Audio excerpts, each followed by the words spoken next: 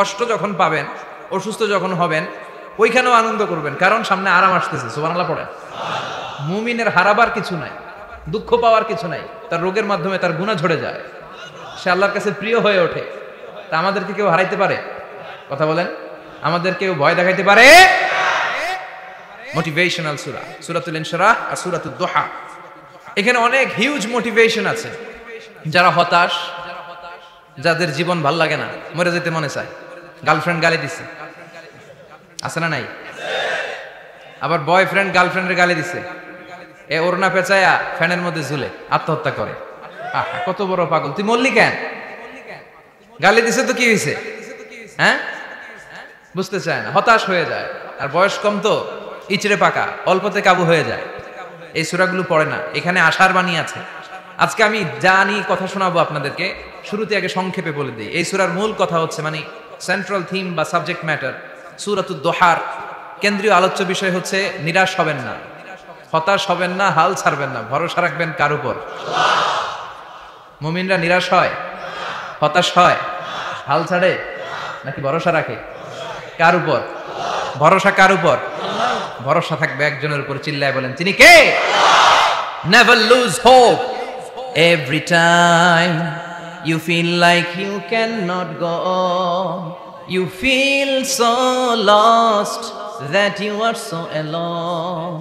Don't despair and never lose hope, 'cause Allah is always by your side.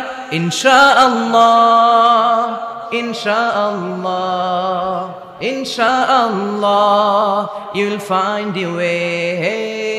Insha'Allah, Insha'Allah, Insha'Allah, you'll find your way.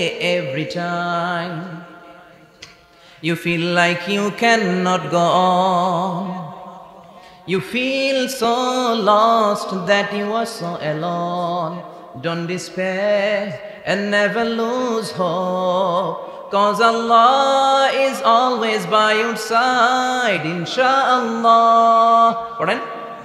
Insha'Allah, Insha'Allah, you'll find a way. Insha'Allah, Insha'Allah, Insha'Allah, you'll find a way. ঠিক কি না? কি সুন্দর নাসিব! Never lose hope, you will find your way.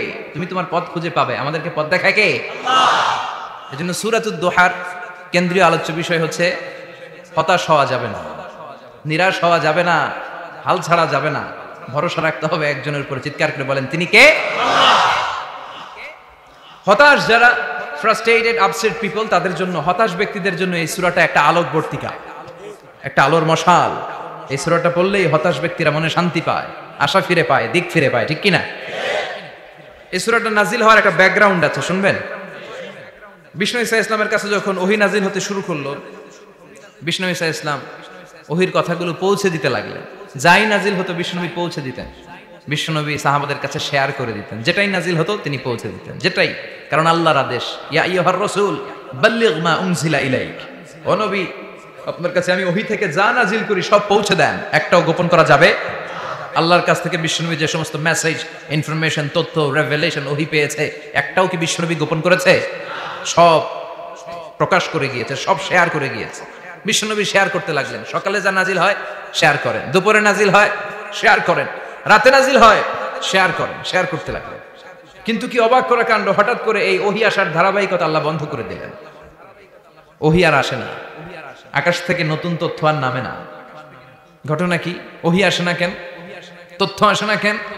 জিব্রাইল আসে না কেন? কোন বর্ণনায় এসেছে 15 দিন, কোন বর্ণনায় 1 মাস, 3 মাস, এমনকি 6 মাস পর্যন্ত বর্ণনা পাওয়া যায় যে বিশ্বনবীর কাছে 6 মাস ওহী আসে নাই। বিশ্বনবী তো অবাক, ঘটনা কি? ওহী নামে না কেন? আর ওহী না আসলে তো বিশ্বনবী শেয়ার করতে পারে না। এতদিন যা আসতো বলে বেড়াতো, এখন আসেও না, বলতেও পারে না। কাফির মুশরিকরা বিশ্বনবীর গালি দিতে শুরু করলো, মুহাম্মদের রব মুহাম্মদের ভুইলা গেছে, মুহাম্মদের আল্লাহ মুহাম্মদের ছেড়ে দিয়েছে। বিশ্বনবীর চাচি আবু লাহাবের স্ত্রী উম্মে জামিল বলতে শুরু করলো, কি মুহাম্মদ, তোমার শয়তানটা তোমার কাছে আসে না? না, শয়তান দ্বারা তিনি জিব্রাইলকে বুঝিয়েছেন যে তোমার জিব্রাইল তোমার কাছে আসে না। এভাবে সবাই গালমন্দ করতে শুরু করলো যে মোহাম্মদের আল্লাহ মোহাম্মদকে ভুলে গিয়েছে। বিষ্ণু ঈসা ইসলাম নিজেও হতাশ হয়ে গেলেন, কি রে ওহি আসে না কেন, আমার কোনো ভুল হচ্ছে না তো, আমার কোনো অপরাধ হয়ে গেল না তো, আল্লাহ কি আমার উপর অসন্তুষ্ট হয়েছেন, আল্লাহ কি আসলেই আমারে ভুলে গেছেন, আল্লাহ কি আমাকে ত্যাগ করেছেন, তিনি কি আমার উপর রেগে আছেন? আমরাও মাঝে মাঝে এরকম হতাশ হয়ে পড়ি। এরকম হতাশ লোক আছে না নাই? কিরে আমার দোয়া কবুল হয় না কেন, আল্লাহ আমার ডাকে সাড়া দেয় না কেন, আমার জীবনে এত দুঃখ কেন, আমার জীবনে তো ভালো কিছু হয় না, খালি সব কষ্ট আমার কেন? এরকম আছে না নাই? এরকম হতাশদের জন্য এই সূরাটা একটা আলোকবর্তিকা, মোটিভেশনাল সূরা। আলহামদুলিল্লাহ পড়েন। বিশ্বনবীকে আল্লাহ আশ্বস্ত করলেন আর এই সূরাটা নাজিল করলেন আর বললেন ওয়াদ-দুহা। ওয়াদ-দুহা, দুহা মানে আলো, দুহা মানে আলো, প্রভাতের সূর্য কিরণের শপথ। Look up, the sunlight, it's a very beautiful day out there. ও নবী হতাশ হবেন না, বেরোন, সকালের সূর্যটা কত সুন্দর, কি ঝলঝলে পৃথিবী, ফকফকে আর তকতকে, দেখলেই মনটা ভরে যায়, ঠিক কিনা? দুহা, দুহা মানে আলো, আশার আলো, সম্ভাবনার আলো। আমাদের জীবনে আলোর দরকার আছে না নাই? আলো না থাকলে আমরা বাঁচতে পারবো? আলো লাগে বড় ভালো। এই আজকে আলো না থাকলে আমরা দেখা যেত। এজন্য কোরআনকে আল্লাহ আলো বলেছেন। কোরআনকে কি বলেছে? কিতাবুন আনজালনাহু ইলাইকা লিতুখরিজান নাসা মিনাল যুলুমাতি ইলান নূর। Muhammad, I've revealed this holy Quran unto you to lead the mankind out of darkness into the light. অন্ধকার থেকে লাইট, লাইট মানে কি? আলো, আলোর দিকে নেয়ার জন্য এই কোরআন পাঠিয়েছে। আবার বিশ্বনবীকে আল্লাহ নূর, নূরের সাথে তুলনা করেছে। আবার বিশ্বনবী আল্লাহর কাছে নূর চাইতেন, বলছেন আল্লাহ আমার ডানে আলো দাও, আমার বায়ে আলো দাও, আমার সামনে আলো দাও, পিছনে আলো দাও, উপরে আলো দাও, নিচে আলো দাও, আমার দেহে আলো দাও, আমার মাংসপেশির ভিতরে আলো দাও, আমার হাড্ডির ভিতরে আলো দাও, আমার জন্য তুমি আলো দাও। পড়ে না আমিন? এজন্য আলো ছাড়া বেঁচে থাকা অসম্ভব। আল্লাহ তাআলা আলোর নামে সূরা দিলেন, সূরাতুদ দুহা, প্রভাতের আলো, প্রভাতের সূর্য কিরণের শপথ, আলোর শপথ। সুবহানাল্লাহ পড়েন। এরপর আল্লাহ বললেন ওয়াল লাইলি ইযা সাজা, আলোর শপথ, সকালবেলার সূর্য কিরণের শপথ। দ্বিতীয় আয়াতে আল্লাহ বললেন রাত্রিবেলার শপথ, যখন রাত্রিটা নিঝুম হয়, হয় নিস্তব্ধ, নিঝুম আর নিস্তব্ধ রাতের শপথ। তাহলে আল্লাহ আলোর কসম কাটলেন, তারপর অন্ধকারের কসম কাটলেন, ঠিক কিনা? আলো দ্বারা মূলত আল্লাহ তাআলা ওহির আগমনকে বুঝিয়েছে, আর অন্ধকার দ্বারা আল্লাহ তাআলা ওহির অনুপস্থিতি বুঝিয়েছে। এটা দিয়ে আল্লাহ বুঝাতে চাইলেন, ও নবী, কাফির মুশরিকরা আপনারা গালি দেয়, ওরা বলে যে আমি আপনার ভুলে গেছি, আমি আপনারে ত্যাগ করেছি, আমি আপনার প্রতি অসন্তুষ্ট। না না, আমি ইচ্ছা করে ওহি পাঠাই না, কারণ সব সময় আলো থাকলে ভালো লাগে না, কিছু সময় অন্ধকারের দরকার আছে না নাই? বুঝে শুনে উত্তর দিয়ে। 24 ঘন্টা আলো, 365 দিন খালি আলো আলো আরো আলো। যদি সূর্যের আলো সব সময় থাকে 365 দিন, ভাল লাগবে? রাতে ঘুমাবেন কেমন? আবার সব সময় ঘুটঘুটে অন্ধকার, আলো নাই, ভাল লাগে? ক্ষেত খামারে চাষ করা লাগবে না, বাজারে যাওয়া লাগবে না। তার মানে আলোরও দরকার আছে, অন্ধকারেরও দরকার আছে। এটা দিয়ে আল্লাহ বুঝাতে চাইলেন, নবী ওহি নাজিল করার জন্য দরকার আছে, মাঝে মাঝে ওহি বন্ধ রাখা আপনার বিশ্রাম দেওয়ারও দরকার আছে। চিৎকার করে পড়েন আল্লাহু আকবার। এজন্য আল্লাহ বললেন ওয়াদ-দুহা ওয়াল লাইলি ইযা সাজা মা ওয়াদ্দা'আকা রাব্বুকা ওয়া মা ক্বালা ওয়ালাল আখিরাতু খায়রুল লাকা মিনাল উলা। সুবহানাল্লাহ পড়েন। ও নবী, প্রভাতের সূর্য কিরণের শপথ, নিঝুম নিস্তব্ধ রাত্রিবেলার শপথ, আলো আর অন্ধকারের শপথ করে আমি বললাম, আপনার প্রভু আপনারে ভুলে যায় নাই, আপনার উপর অসন্তুষ্ট হয় নাই। আমি আল্লাহ ইচ্ছা করে ওহি বন্ধ রেখেছি, কারণ ওহির একটা পাওয়ার আছে। বারবার ওহি রিসিভ করলে আপনার স্নায়ু এটা সহ্য করতে পারবে না, আপনার দেহ এটারে বরদাস্ত করতে পারবে না। নবী, আমি আপনার প্রতি এত রহম দিলে, এত ভালোবাসি, বারবার ওহি নিতে নিতে আপনার যে কষ্ট হয়, এই কষ্টটা আমার আল্লাহর সহ্য হয় না। এজন্য আমি আল্লাহ ইচ্ছা করে কিছুদিন ওহি বন্ধ রাখছি। সুবহানাল্লাহ পড়েন। তার মানে এই নয় যে আমি আপনারে ভুলে গিয়েছি, আমি আপনারে ছেড়ে দিয়েছি। আরে নবী, আমি তো আমার নামের সাথে আপনার নামকে জুড়ে দিয়েছি। লা ইলাহা ইল্লাল্লাহ মুহাম্মাদুর, যেখানে আমার আল্লাহর নাম সেখানেই বিশ্ব নবীর নাম আছে না নাই? আজান যখন দেই আল্লাহু আকবারের পরে বিশ্ব নবীর নাম আছে না নাই? একামতে আছে না নাই? আবার আল্লাহর জন্য যখন সালাত আদায় করি, শেষ বৈঠকে বিশ্ব নবীর উপর দুরূদ আছে না নাই? রাফা'না লাকা যিকরাক, ও নবী, আপনার নামকে আমি অনেক উপরে তুলে ধরেছি। আমার নাম যেখানে, আপনার নাম ওইখানে, গোটা বিশ্বব্যাপী আপনার নাম ছড়ায় যাবে। ওরা আপনারে গালি দেয় কবি বলে, ওরা গালি দেয় গণক বলে, ওরা বলে আপনি আফতার, লেস কাটা। আসলে যারা আপনারে গালি দেয় ওরাই লেস কাটা। ওরা আপনারে বলে আপনি নির্বংশ, আপনার ছেলেগুলো বেঁচে নাই, মেয়ে বেঁচে আছে, আপনার নাম নেয়ার কেউ থাকবে না। ওই আবু জাহেল, উতবা, সাইবা, ওদের নাম নেয়ার কেউ থাকবে না। আপনি লেস কাটা নন, আপনি নির্বংশ নন। ইন্না শানিয়াকা, চিল্লায় বলেন ইন্না শানিয়াকা। যারা আপনারে গালি দেয়, যারা আপনারা নিয়ে কটু কথা বলে, ওরাই লেস কাটা, ওরাই নির্বংশ। ওদের বংশকে আমি আল্লাহই নির্বংশ করে ছাড়ি। চিল্লায় বলেন ঠিক কি না? ও নবী, মা ওয়াদ্দাআকা রাব্বুকা ওয়া মা ক্বালা। আপনার রব আপনারে পরিত্যাগ করে নাই, আপনারে ভুলে যায় নাই, আপনারে ছেড়ে দেয় নাই। আপনার রব ইচ্ছা করেই ওহী নাজিল বন্ধ করে রেখেছে। আমি ইচ্ছা করেই আপনারে প্রেসার দিতে চাই নাই গো নবী, কারণ ওহী রিসিভ করা অনেক কঠিন। এটা আস্তে আস্তে আপনি অভ্যস্ত হবেন। সুবহানাল্লাহ পড়েন। ওহীর একটা পাওয়ার আছে না নাই? আমরা তো কি মজায় মজায় কোরআন পাইছি। এই যে কি সুন্দর কোরআন নিয়ে বসে পড়ি, তাফসীর করি, কি মজার কোরআন। আহা, এই কোরআনটা রিসিভ করতে যে বিশ্বনবীর কত কষ্ট হয়েছে। এই কোরআনকে আল্লাহ বলেছেন এটা কাওলান সাকিলা, very heavy and weighty word. এটা অনেক ওজনওয়ালা কথা। ইন্না সানুলকি আলাইকা কাওলান, এটার অনেক ওজন। এই কোরআনটা যদি পাহাড়ের উপরে নাজিল করা হতো, পাহাড়গুলো দুমড়ে মুচড়ে ভেঙে টুকরো টুকরো হয়ে খান খান হয়ে যেত। ঠিক কি না? এত কঠিন বানিয়ে এটা। ও নবী, আমি আলোর সাথে ওহীর মিল ঘটিয়েছি, আলো দিয়ে ওহীকে বুঝিয়েছি। সূর্যের যেমনি কিরণ আছে, তেজ আছে, এই ওহীরও একটা তেজ আছে। এই তেজ, এই কিরণ আপনি সব সময় সহ্য করতে পারবেন না। এজন্য আমি ইচ্ছা করে কিছুদিন ওহী নাজিল করা বন্ধ করে রেখেছি। সুবহানাল্লাহ পড়েন। ইচ্ছে করে আমি নাজিল করি নাই। সব সময় নাজিল হলে আপনার ভালো লাগতো না। বুখারীর বর্ণনা, মা আয়েশা বলতেন শীতের রাতে, কনকনে মাঘ মাসের শীতের রাতে যখন বিশ্বনবীর উপর কোরআনের আয়াত নাজিল হতো, বিশ্বনবী ঘেমে ঘেমে একাকার হয়ে যেতেন। হাত্তা লা ইয়াতাফাসসাদু জাবিনুহু আরাকান, বিশ্বনবীর দাড়ি আর থুতনি বেয়ে ঝরঝর করে পানি পড়তো। আমরা কম্বল গায়ে দিয়ে থাকি আর বিশ্বনবী ঘামে। সুবহানাল্লাহ কইবেন না? এটা কাওলান সাকিলা, অনেক ওজনওয়ালা কথা। আবার বিশ্বনবী যখন ওটের উপরে বসে থাকা অবস্থায় কোরআনের আয়াত নাজিল হতো, ওটের বুকটা মুহূর্তের মধ্যে বালুর মধ্যে, জমিনের মধ্যে লেগে যেত। ঘোড়ায় চড়া অবস্থায় বিশ্বনবীর কাছে যখন কোরআন নাজিল হতো, ঘোড়ার পা গুলো মরুভূমির বালুতে দেবে যেত। মাঝে মাঝে বিশ্বনবী সাহাবাদের রানের উপরে, পায়ের উপরে মাথা দিয়ে শুয়ে পড়তেন ক্লান্ত শ্রান্ত। যায়েদ বিন হারেসা, বিশ্বনবীর পালক পুত্র, তার পায়ের উপরে মাথা রেখে বিশ্বনবী একবার কথা বলতে বলতে ঘুমিয়ে পড়লেন। ঘন্টাখানিক ঘুমালেন। যায়েদ বিন হারেসা বলে, আমার কাছে তেমন কোনো কষ্টই হচ্ছে না, বিশ্বনবীর মাথাটা খুব বেশি ওজন মনে হচ্ছে না। ঘন্টাখানিক পর বিশ্বনবী চোখ খুললেন, আর খোলা মাত্রই ওনার উপর ওহী কোরআনের আয়াত নাজিল করতে শুরু করলো। কে? যায়েদ বিন হারেসা বলে, যখনই কোরআনের আয়াত নাজিল হতে শুরু করলো, আমার মনে হচ্ছে বিশ্বনবীর মাথাটা 50-60 কেজি ওজন বেড়ে গিয়েছে। বিশ্বনবীর মাথার ওজনে আমার পায়ের রান ফেটে যাবে, আমার পায়ের হাড্ডি ফেটে যাবে, আমার পাটা ভেঙে খান খান হয়ে যাবে মনে হচ্ছিল। তার মানে কোরআনের আয়াত যখন নাজিল হয়, বিশ্বনবীর উপর একটা প্রেসার আছে না নাই? এই জন্য আল্লাহ বললেন, নবী আমি আপনার ভুলে যাই নাই। কাফেররা যেমনি আপনার গালি দেয় যে আমি আপনার ভুলে গিয়েছি, আপনার উপর আমি অসন্তুষ্ট, নেভার, অসম্ভব।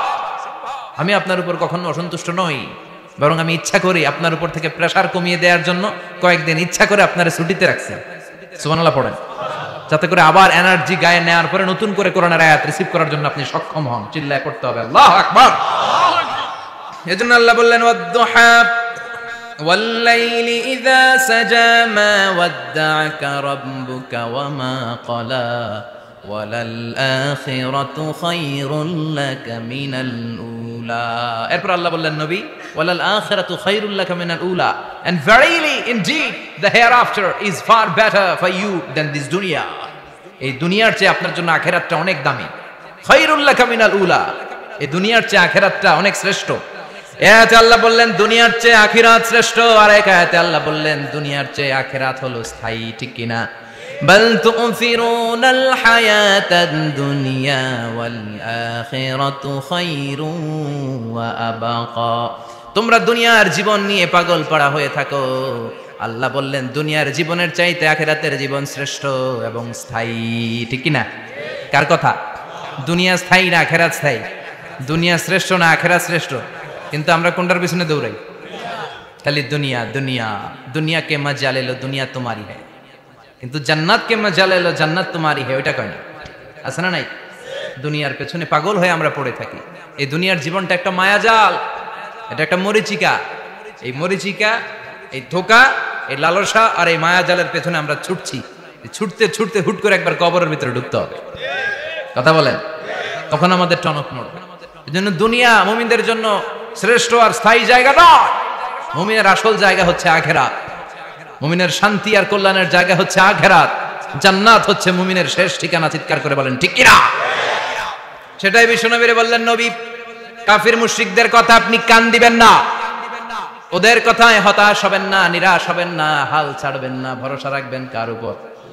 কারণ ওয়ালাল আখিরাতু খায়রুল লাকা মিনাল উলা, এই দুনিয়ার জীবন ক্ষণস্থায়ী জীবন, চিরকালীন জীবন হলো আখিরাত। নবীরে কিভাবে আশ্বাস দিতেছে দেখছেন, অ্যাসিউরেন্স করতেছে, কনফার্মেশন। এই সূরাটা যে শান্তির সূরা, মোটিভেশনের সূরা, অনুপ্রেরণার সূরা, ইন্সপাইরেশন যে জায়গায়, প্রতিটা আয়াতে আপনি ইন্সপাইরেশন পাবেন। তো প্রতিটা আয়াতে আপনি উজ্জীবিত হবেন, সজীব হবেন, এনথিউজিয়াস্টিক এন্ড এনার্জেটিক হবেন, আপনি এনার্জি ফিরে পাবেন। আলহামদুলিল্লাহ পড়েন। এরপরে বিশ্বনবীর আরো খুশি করার জন্য আল্লাহ বললেন, ওয়ালা সাউফা ইউতিকা রাব্বুকা ফাতারদা, ও নবী অচিরে এমন এমন জিনিস আমি আপনারে দান করব, এগুলো পেয়ে আপনি খুশি হয়ে যাবে। কে বলে? কারে বলে? শুনতেছেন? বুঝতেছেন? কষ্ট হচ্ছে না তো? ওয়ালা সাউফা ইউতিকা রাব্বুকা ফাতারদা, অচিরেই এমন এমন জিনিস আমি আল্লাহ আপনারে দান করব। ওরা আপনারে গালি দেয়, ওদের কথা আপনার মন খারাপ, আপনি হতাশ, ভয় পাবেন না নবী, হতাশ হবেন না, নিরাশ হবেন না, আমার উপর ভরসা রাখেন না। এমন এমন জিনিস আমি আপনারে দেব, ফাতারদা, ওগুলো পেয়ে আপনি খুশি হয়ে যাবেন। সুবহানাল্লাহ পড়ে। আল্লাহর কাজই হলো বিশ্বনবীরে খুশি রাখা। Verily I'm going to give you something that will make you happy, এমন জিনিস আপনারা দেব নবী, আপনি খুশি হয়ে যাবেন। আল্লাহর কাজই হচ্ছে বিশ্বনবীরে খুশি রাখা। যেখানে বিশ্বনবীর মন খারাপ, ওইখানে বিশ্বনবীর আল্লাহ আছে না নাই? বিশ্বনবীর উপাধি দিয়েছেন আল্লাহ হাবিবুল্লাহ, কি দিয়েছে? আর সাইয়েদনা ইব্রাহিমের উপাধি খলিলুল্লাহ। দুইজনই আল্লাহর প্রিয়, দুইজনই উলুল আজমি মিনার রাসূল। কিন্তু খলিল মানেও বন্ধু, হাবিব মানেও বন্ধু। খলিল মানে এমন বন্ধু যেই বন্ধু আল্লাহরে খুশি করার জন্য কাজ করে, আর হাবিব মানে এমন বন্ধু যেই বন্ধুরে খুশি রাখার জন্য আল্লাহ নিজেই কাজ করে। কি শান, কি মান এই নবীর! আর ওই নবীরে গালি দেয়, এগুলো জাহান্নামের নরকীট আর পিতৃ পরিচয়হীন জারদ সন্তান। As a father, as a teacher, as a commander, as a lawgiver, as a lawmaker, as a reformer of the society, Muhammad is the Superman of the world. উনি সুপারম্যান, উনি অসাধারণ ব্যক্তিত্ব, আনপ্যারালাল পার্সোনালিটি। ওনার জীবনী নিয়ে পড়া শুরু করলে এটা শেষ হয় না। বিয়ন্ডলেস, বাউন্ডলেস, বটমলেস, এটা তলাবিহীন সাগর। বিশ্বনবীর জীবনী একটা সাগর, কিন্তু সাগরের কি নাই? সুবহানাল্লাহ কইবেন না? এই বিশ্বনবীর খুশি রাখা কার কাজ? যেখানে বিশ্বনবী হতাশ, যেখানে বিশ্বনবীর মন খারাপ, বিশ্বনবীর মন ভালো করে দেয় কে? এজন্য আল্লাহ বলেন, ওয়ালা সাউফা ইউতিকা রাব্বুকা, অচিরেই আপনার রব আপনাকে এমন এমন জিনিস দান করবে নবী, এগুলো পেয়ে আপনি খুশি হয়ে যাবেন। কিভাবে নবীর আল্লাহ খুশি রাখবে শুনবেন? শুনবেন? শুনবেন? দেখেন, খেয়াল করে বুঝতে হবে কিভাবে আল্লাহ তাআলা বিশ্বনবীকে খুশি করেন। দেখেন, বিশ্বনবীর প্রথম কোথায় খুশি করলেন? বিশ্বনবী মক্কার জমিনে দাওয়াতি কাজ যখন শুরু করলেন, তিনি দেখলেন বিশ্বনবী খুব ভালো অ্যানালাইসিস করতে পারতেন। তিনি মক্কার সোসাইটিটাকে, সমাজটাকে বিশ্লেষণ করে অ্যানালাইজ করে উনি দেখলেন যে এই মক্কায় দাওয়াতি কাজের একটা শক্ত অবস্থান নিতে হলে দুইজন লোকের একজন আমার চাই। সুবহানাল্লাহ পড়েন। কি বিশ্লেষণ শক্তি, কি চিন্তা শক্তি! উনি ঘেটে ফেললেন, উনি বুঝে ফেললেন সবাইকে দেখে যে দুইজনের একজন আমার সাথে না থাকলে আমার দাওয়াতি কাজ চালানো কষ্ট হয়ে যাবে। এজন্য গভীর রাতে তাহাজ্জুদের নামাজ শেষে আল্লাহর কাছে কেঁদে কেঁদে বিশ্বনবী দোয়া করে, আল্লাহুম্মা আইজ্জাল ইসলাম বি আহাব্বির রাজুলাইনি ইলাইক। আল্লাহ, দুইজন লোকের, যেই লোকটারে তোমার দরবারে মকবুল মনে হয়, ভালো লাগে, পছন্দ হয়, তাদের একজনকে ইসলামের ভেতরে ঢুকিয়ে দিয়ে ইসলামকে তুমি বিজয় দান করে দাও। ও আল্লাহ, দুইজনের একজনকে আমার চাই। একজন হলো আবি জাহাল ইবনে হিশাম, হিশামের বেটা আবু জাহাল, আও উমর ইবনুল খাত্তাব, অথবা খাত্তাবের বেটা উমর। সুবহানাল্লাহ পড়েন। সাথে সাথে দোয়া কবুল করলো কে? কার জন্য করলো? নাকি আবু জাহেলের জন্য? আবু জাহেলের চোখের সামনে পর্দা ছিল, ও পর্দা সরায় না। ওর অন্তরে পর্দা, ও পর্দা উঠে সত্যটা দেখতে চায় না। এজন্য ওর জন্য গোটা বিশ্ববাসীর আছে ঘৃণা। ও যেখানে মারা গেছে, ওর যেখানে জন্মস্থান, ওইখানে সৌদি সরকার ল্যাট্রিন বানাই দিচ্ছে, ঘৃণার প্রতীক। ওইখানে তো অন্য কিছু বানাইতে পারতো, ল্যাট্রিন বানাইতে যাবে কেন? গোটা বিশ্বের মানুষ যায় যেন এটা ভরাই দিয়ে আসতে পারে। কথা বলেন। এই বেয়াদবটার জন্য আল্লাহ দোয়া কবুল করেন। ওমরে ফারুক রাগী ছিলেন, কিন্তু সত্য প্রকাশে সত্য গ্রহণে আপসহীন। সত্য দেখলেই উনি মেনে নিতেন। এটা জাহেলি যুগে ওনার মধ্যে এই গুণ ছিল। আল্লাহু আকবার।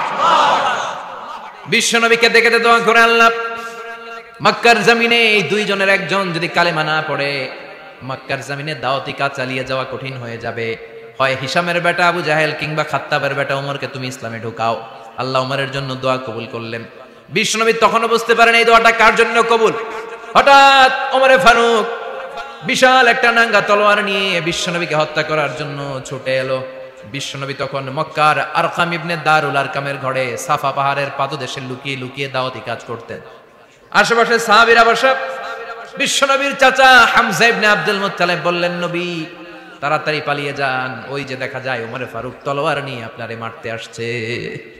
বিশ্বনবী বললেন, চাচা সরে যান, সাহাবীদেরকেও সরে যেতে বলেন, দরজাটা খুলে দেন, ওমরকে আসতে দেন। আমার তো মনে হচ্ছে ওই যে তাহাজ্জুদের নামাজ পড়ে আল্লাহর কাছে কেঁদে কেঁদে আমি দোয়া করেছি, আমার দোয়াটা আজকে কবুল হতে চলেছে। আমার তো মন বলছে আল্লাহ দোয়াটা কবুল করবে।